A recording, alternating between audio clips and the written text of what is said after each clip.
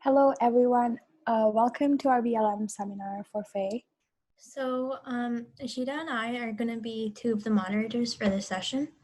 So, we will be introducing some topics and questions to you guys, and then feel free to discuss them and share opinions. Okay, so first, I guess let's talk a little bit about the history of the Black Lives Matter movement and why really it started. So firstly, what do you guys know about the history of how Black people have been oppressed in the past? I mean, I guess we could always start with slavery. Well, as we all know, many Black people were brought from Africa as slaves to the U.S., which we all know is morally questionable on a lot of fronts. So this created a huge problem for the Black community in the U.S. And I think this is actually the base for a lot of the segregation that occurs in this country. And so if we're not going to include slavery as the basis of the conversation, I'd have to say that once slavery was said to have ended according to the law, segregation was still very widespread, and it wasn't recorded on paper and things like that. So it was kind of just going unmonitored, and that was a big problem. And that led to a lot of violence against the Black community, which led to outrage in general.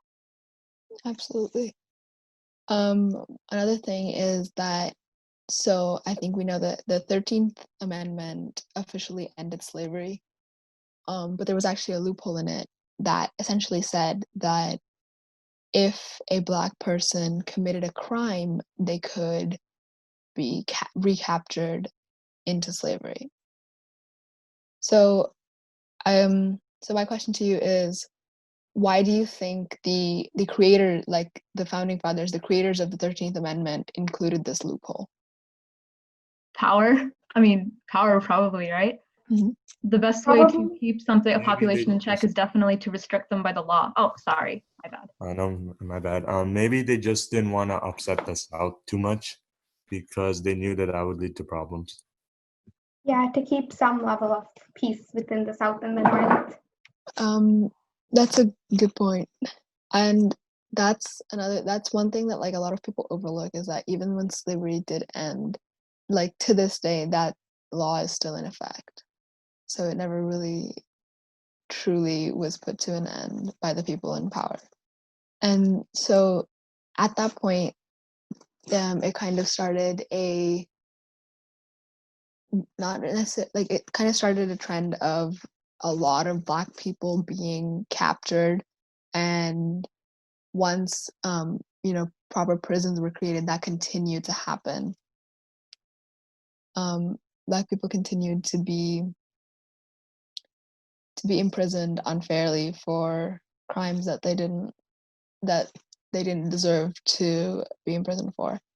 So that's another way in which they were all gravely impacted by the laws and the practices in this country. And eventually then we had the civil rights movement, right?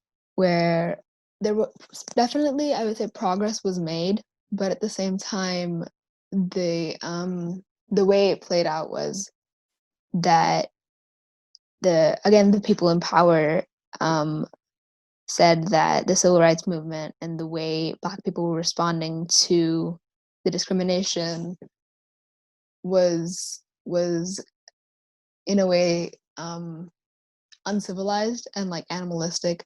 So then they continued to imprison more and more African American people, and that was really where police brutality came into light, and that's something that we're seeing happen once again. So I guess why do you think history is repeating itself at the moment, even though all of this happened in the 60s? I guess because even though all of this happened in the 60s and there were some changes, it really wasn't enough. And there's still a lot more freedom and rights to be gained, I guess. So what are some actions that the government should take in order to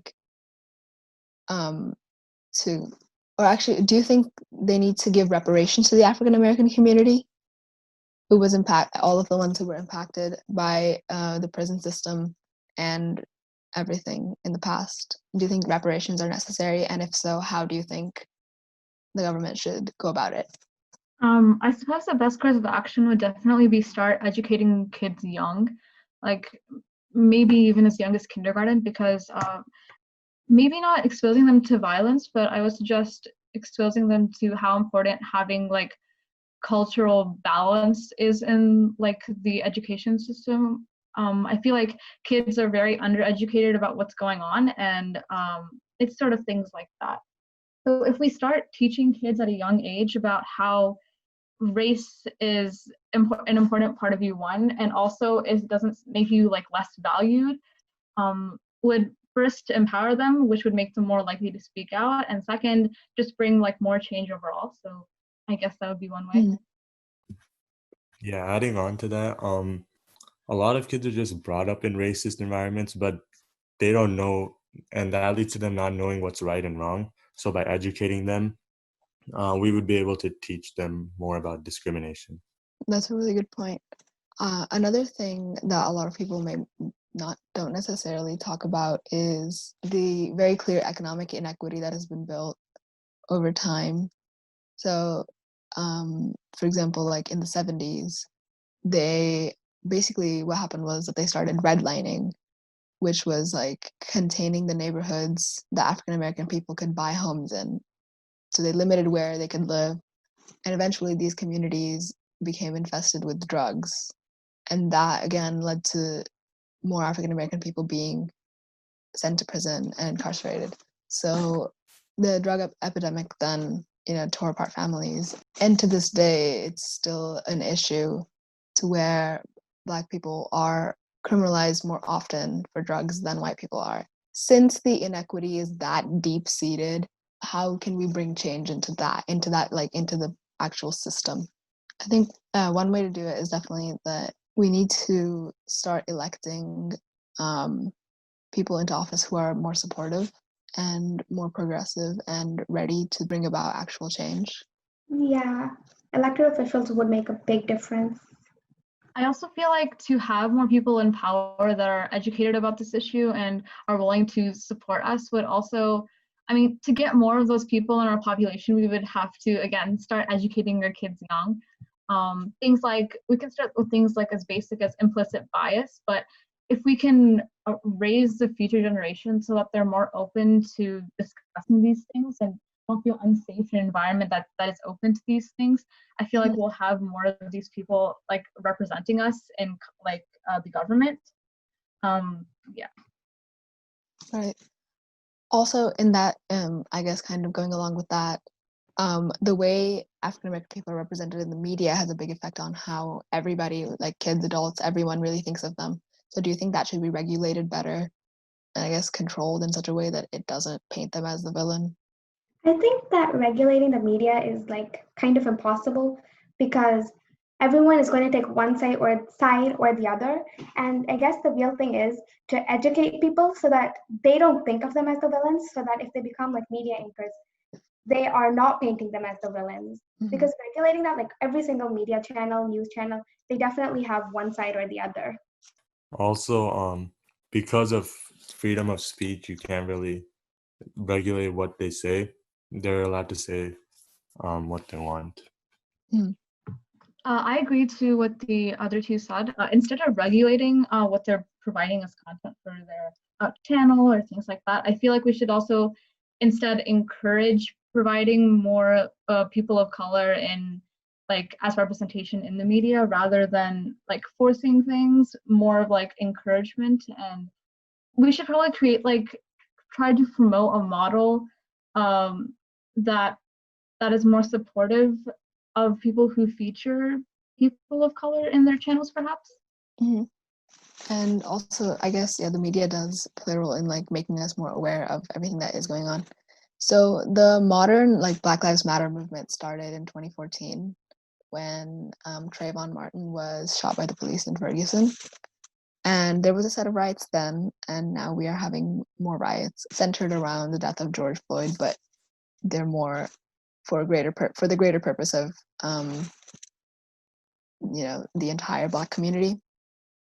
So with the the protests, how, like, what are other ways other than protesting that people can contribute to helping the movement? One way, like mentioned before, is educating the younger generation, because they're the ones that are gonna be in power, and they're the ones that are gonna be voting and in control of the country uh, in the next few decades. Also, can I add on something? Mhm. So when you said like Black Americans are overrepresented as criminals, but isn't it also true that they make up 60% of the actual crimes that are happening? I think it's interesting that you brought that up because I think those are two like very heavily interlinked things. And see, if we provide a more positive representation of Black people in the media, don't you think that the crime rate involving Black people will decrease accordingly? Because if we send them an image that, okay, you are this way according to the media, then they are more likely, it may not be intentional, but they are more likely to pursue whatever is necessary for them to survive, right? So I feel like how we portray them is very heavily involved in their future. So maybe it's because of the way people are represented itself that the crime levels are so high. Yeah, I think that point was mentioned in the movie The 13th on Netflix, like how they were represented in movies. So it's kind of the concept of, if you tell somebody that they are one way constantly, then eventually they will become one way. Also, the reason that, well, the fact of the matter is crime is very much more related to poverty. And a very, very large amount of the Black population is living in poverty, which is which is also a very much systemic issue that this and it's a count on which this country itself has failed to like lift them up. So that is another reason for the crime. Yeah, also crime is also related to single parenthood. Like fatherless children are more likely to commit crimes and like have mental illness and stuff like that. Yes, thank you for bringing that up, Akhilesh. And one more thing I wanted to kind of like show, using an example, is that if there were 100 people, let's say like 50 Black and 50 white, right?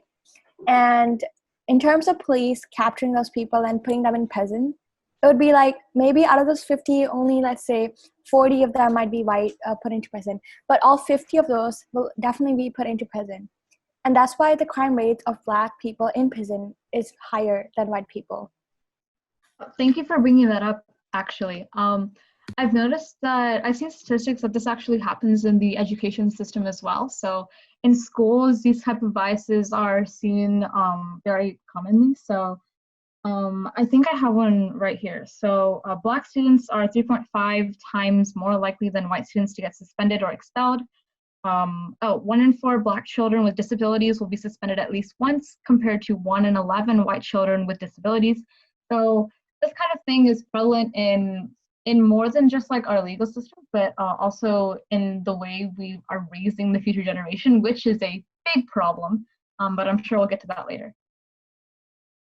Right, and like to Ashida's point, Black people do make up only 13% of the population of the United States, but they make up 43% of the prison population,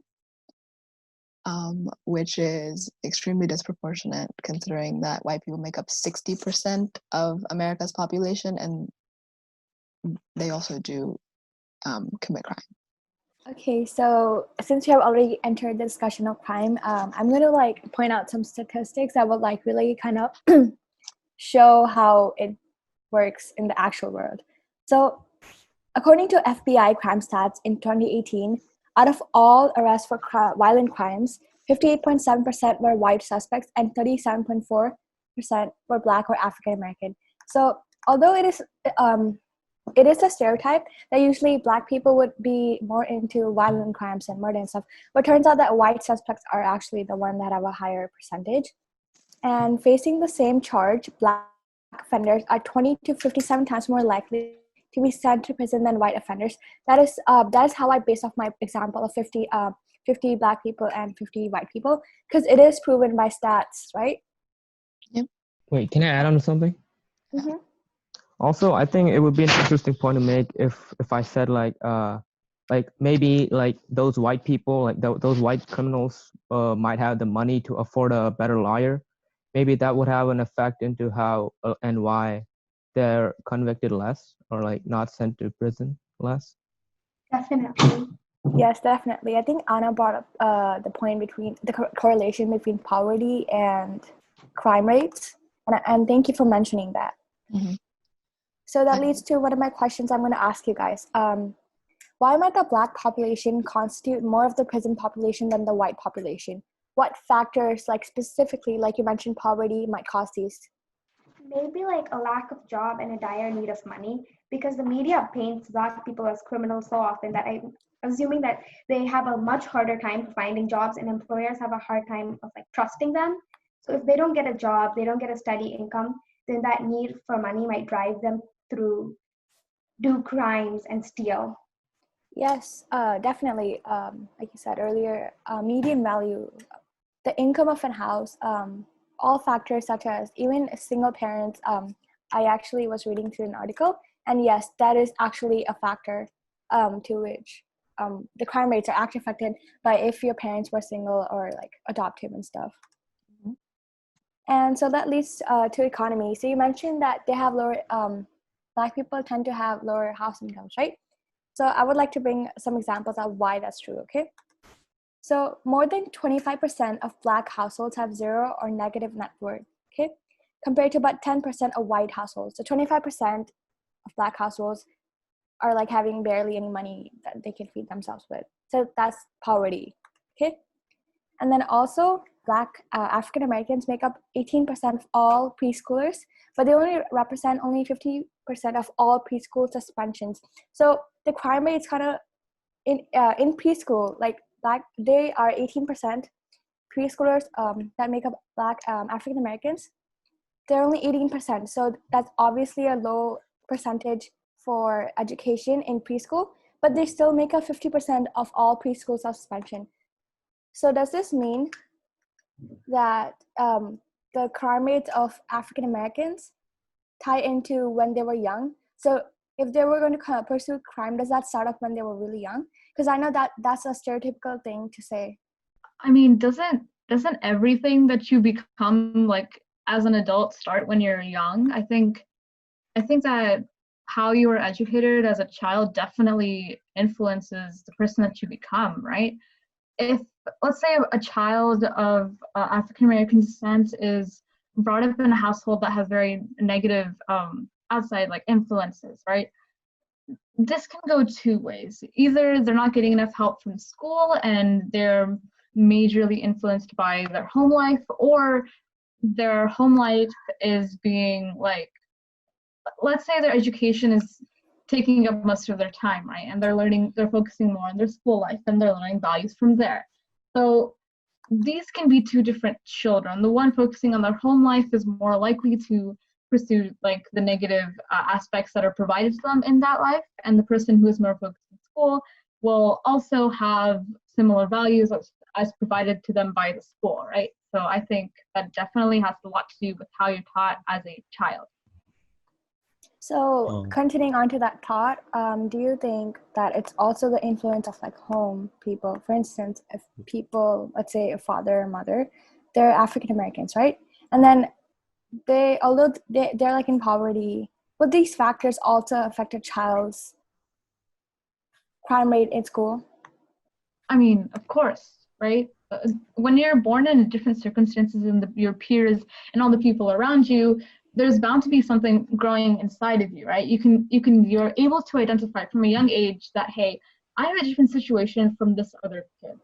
So I think that if you come from any kind of different circumstance, it would definitely impact the type of person you become in the future.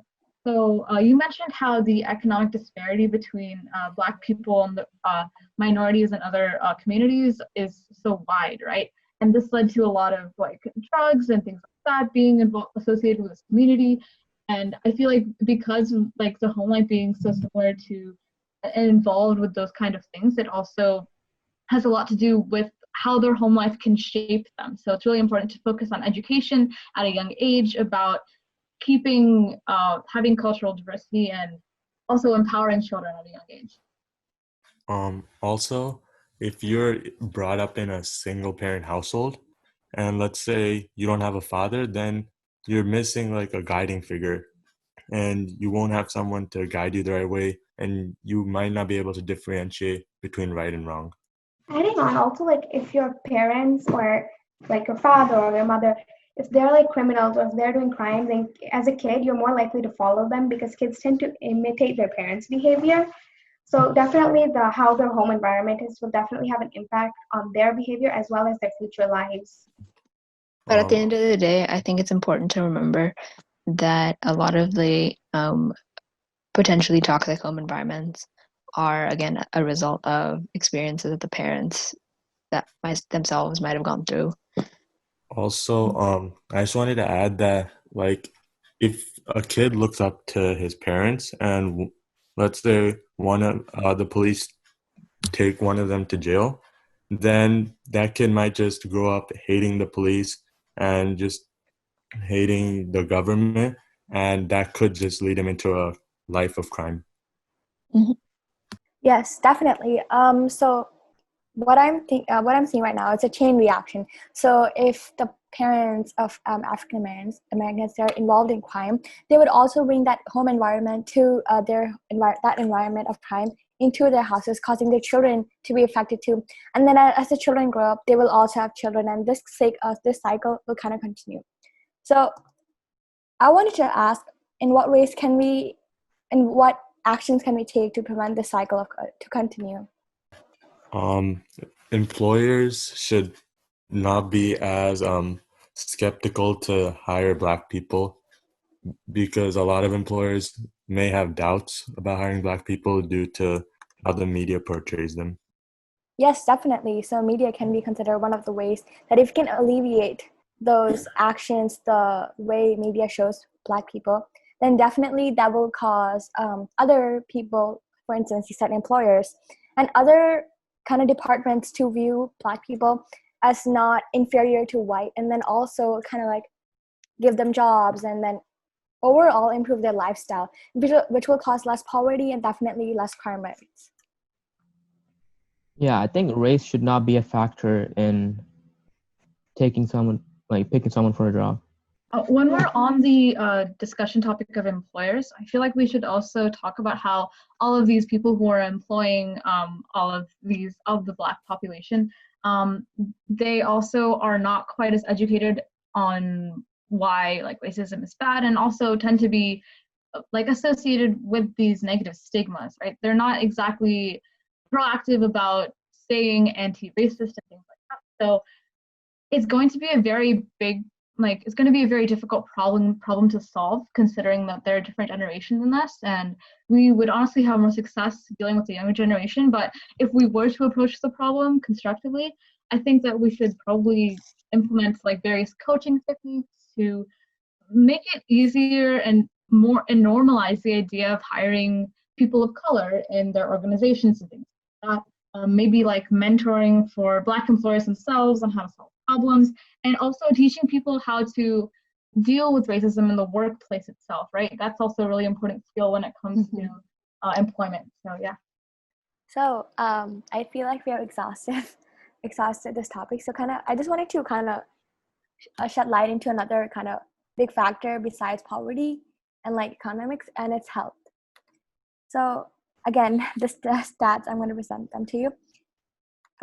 According to statistics, 80% of African American women are overweight or obese compared to 64.8% of non-Hispanic white women, right? And this is obesity. And then also, 8.7% of African American adults receive mental health services compared with 18.6% of non-Hispanic white adults.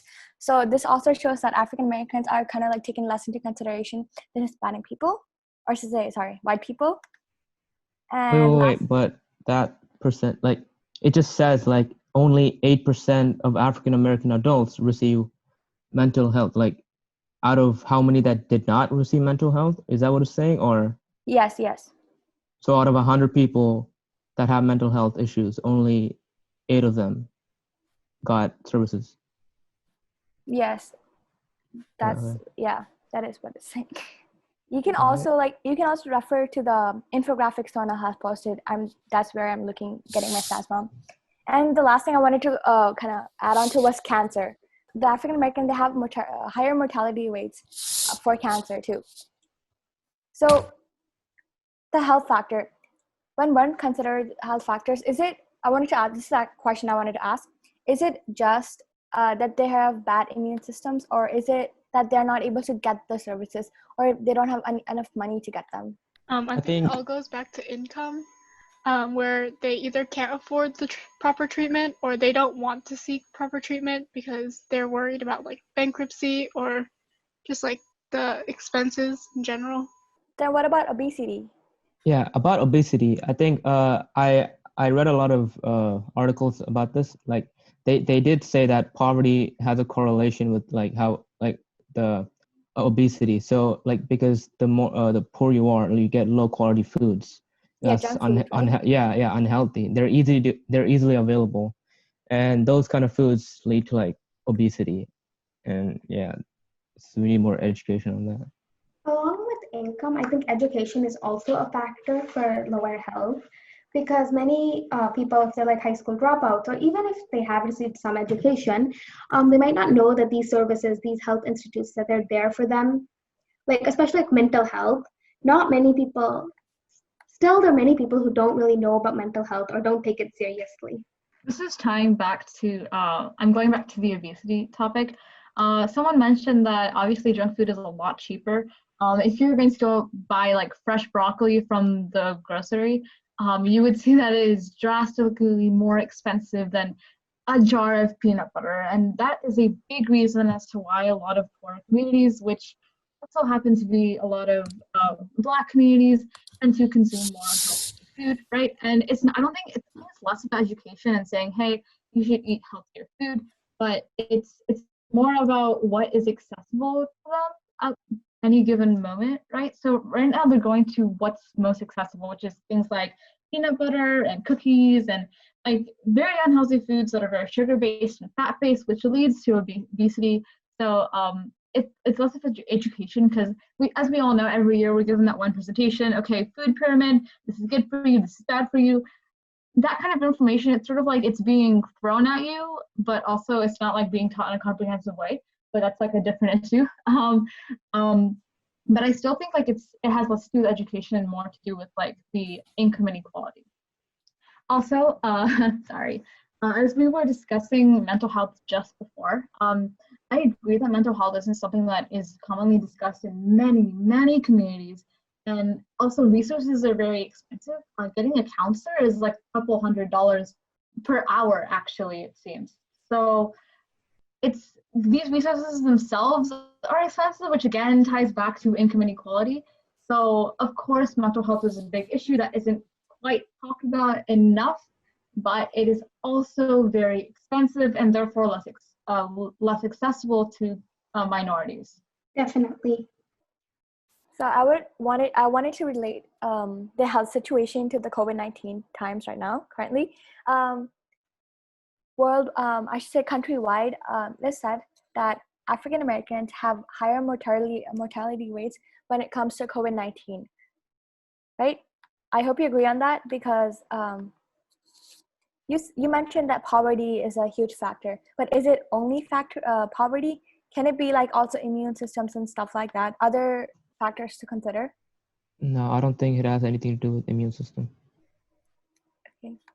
I think that all of the things that impact like someone's health in general are also like heavily impacted in poverty. So when you're stuck in poverty, it's a cycle, right? So you're more likely to grow up in a place that has poor living conditions and sanitary regulations that aren't quite up to date and things like that, which makes it a less safer environment for anyone to live, which not only probably weakens their immune system, but also you're coming from a place of poverty, meaning you have a weak you have a weak immune system, and also you're in a place where you can't afford like healthcare services. So it's kind of like a bit of both, but it's also mostly coming from like the economic disparity. So I think it somewhat has to do with the immune system, since it has been shown that depending on your life circumstances and like how happy you are, you're like more susceptible to getting sick, or your immune system is just a little bit weaker. Yes. And all of those things are kind of like heavily impacted by where your socioeconomic status is at any given moment, right? So if you're in a position of poverty, you're more likely to not be happy, and you're more likely to be in a place that has worse sanitary conditions, which means that it's both. It's a bit of both. So I agree that it is everything. So let's just talk about a chain cycle once again. So I think I mentioned earlier that the home environment and like preschool, and I should say home environment ties onto the crime rates in school too, right? That was also a chain cycle. And once again here we see another chain cycle, which is the correlation between mental health and health in general and poverty. So poverty, we actually related that to workspace and economic disparities, right? Yes. Yeah. And now we tied that back into poverty. So I'm going to ask you this. This may seem very far-reached, but which factor would you consider out of all of these to be one of the main causes that we should kind of alleviate to kind of help alleviate the other factors too? I mean, as we just established, every other factor is basically controlled by this person's economic situation. So that would probably be what we would approach, right? Yes, I think it should be poverty, because if poverty is controlled, then a lot of the cycle can be stopped. And like even if like someone mentioned that the immune system, it could be that it's weaker, but I would say that that's possible. But if the immune system is weaker, it's also a cycle. Like if the parents were unable to eat healthy food because of the prices, then their kids are obviously going to be less healthy, and so on. So I think that if we can tackle poverty in those communities, then a lot of these problems will solve themselves. Yeah, I agree that poverty is the biggest factor in this. It affects their health because, once again, healthcare is really expensive in the US, and they just might not be able to afford it. And it affects, and it, like we said, it could lead them to crime because they aren't, since they don't have enough money, they get desperate, and that could just lead them to stealing stuff. And yeah, that's why poverty is probably the single biggest factor. I have something to add really quickly. This is about so everyone kind of agreed that poverty was the biggest issue, but if we're going to talk about poverty, I feel like it's a bit of a slippery slope, because we also, and if we want to address poverty, I think we would also have to try and eliminate what got them into poverty in the first place. And this is a lot of things. So of course it started with prices being very high, and that was actually an effect, right? So they're in poverty now and they can afford things, but what got them in that position? I think it's definitely education quality for these communities, because if you have good education and you have all these resources, you're more likely to get a better job and things like that. So I think the best way to approach the economic situation would be to approach the education situation, because everything in the situation is it's kind of a sticky mess, and everything is very connected with everything else, right? So I personally think that if we start with education, we will be able to solve the economic situation a lot easily, but that might just be my opinion. I think that along with education, the media is also another factor.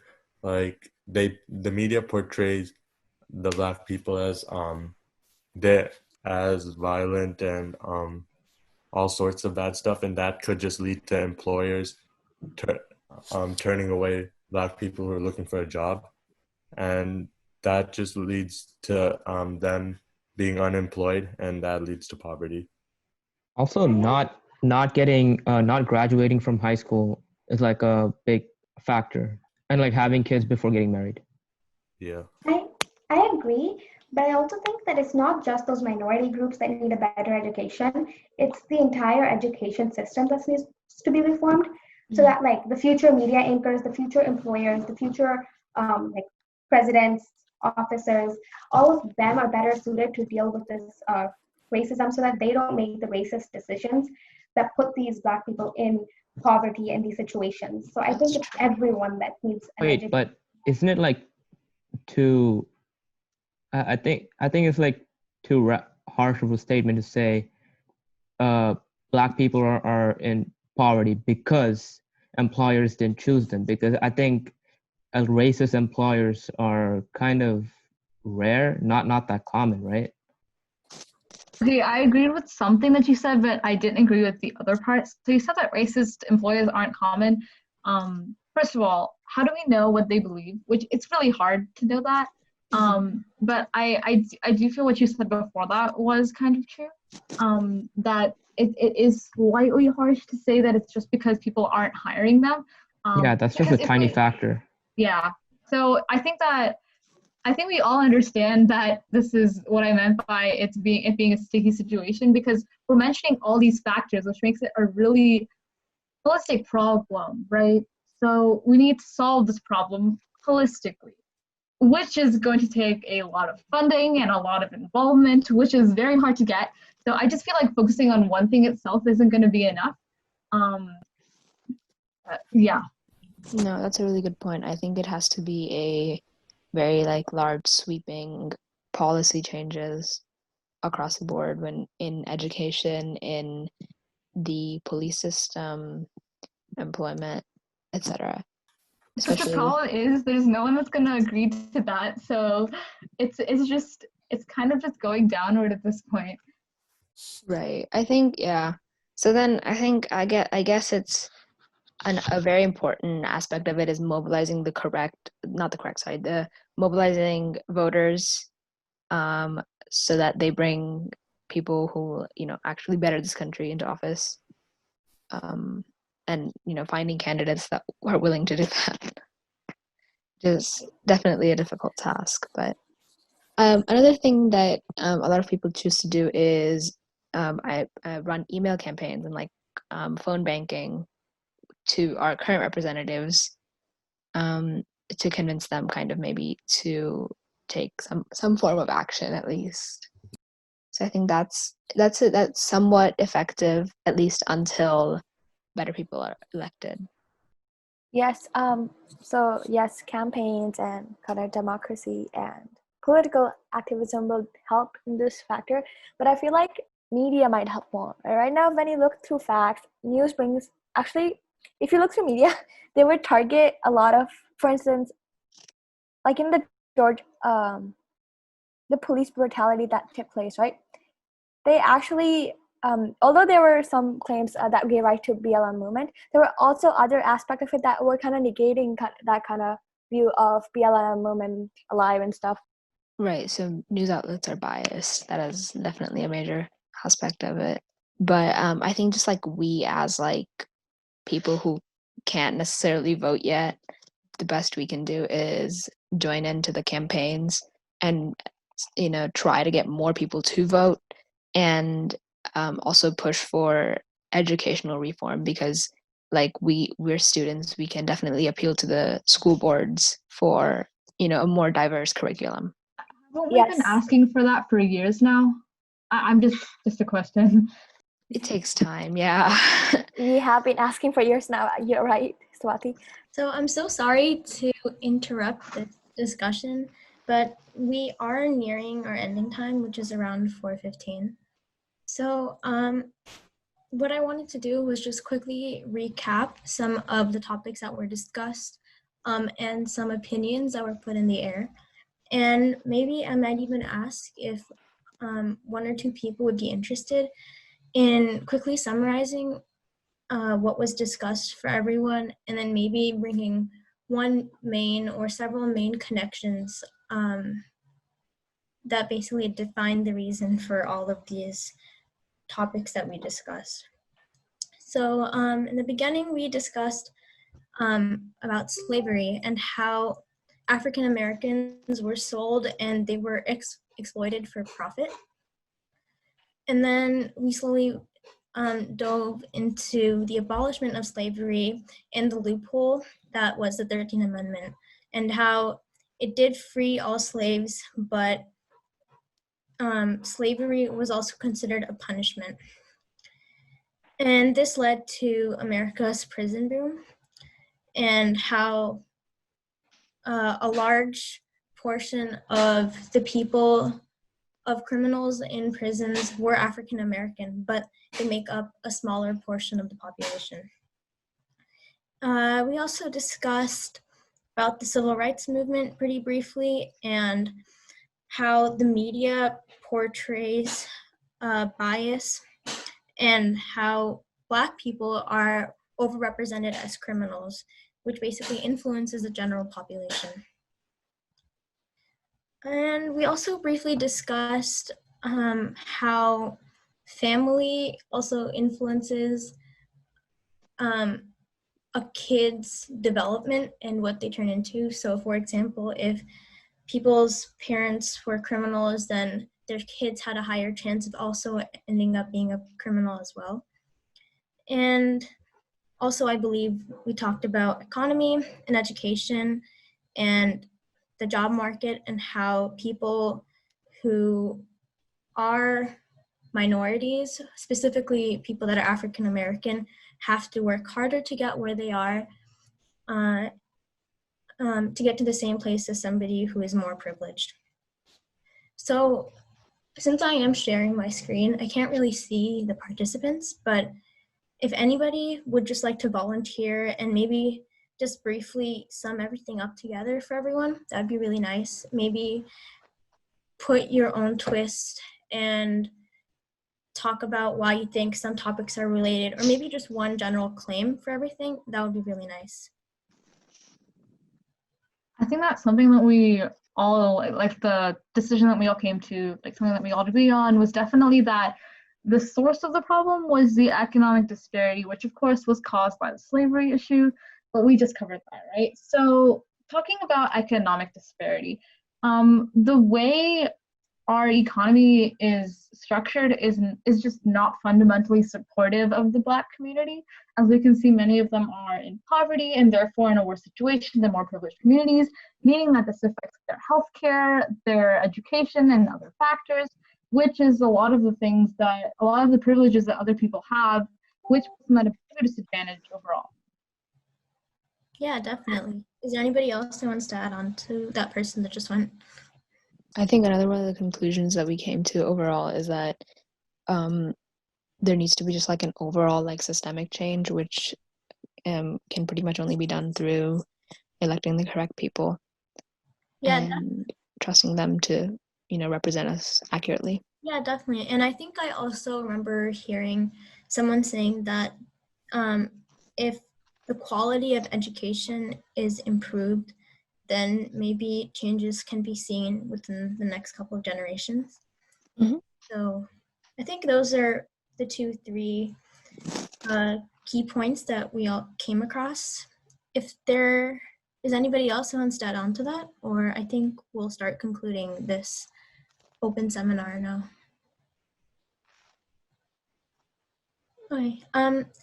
Thank you guys so much for joining our first ever Black Lives Matter Socratic seminar and open discussion panel. I think later we'll be sending out a feedback form, so if you guys could give us some feedback on what we did well, on where we can improve, that would be really nice. And I hope everyone learned something or felt like their ideas were heard, and that they could actually have an informative and useful discussion with people who are also just as invested and interested in spreading information and trying to make a change. So if that's it, Anna, should we wrap up? Or? Yep. So I wanted to, this is the last statement I wanted to end on, the difference between anti-racist and racist. It's from a book called How to Be an Anti-Racist. And so here it is. To be an anti-racist is to emancipate oneself from the dueling consciousness. To be anti-racist is to conquer the assimilation consciousness and the segregation consciousness. And yeah, thank you guys for joining us. Bye. Thank you so much. Thank you. Bye. Thank you for this educational experience. Bye. Thanks for joining. Thank you. Bye.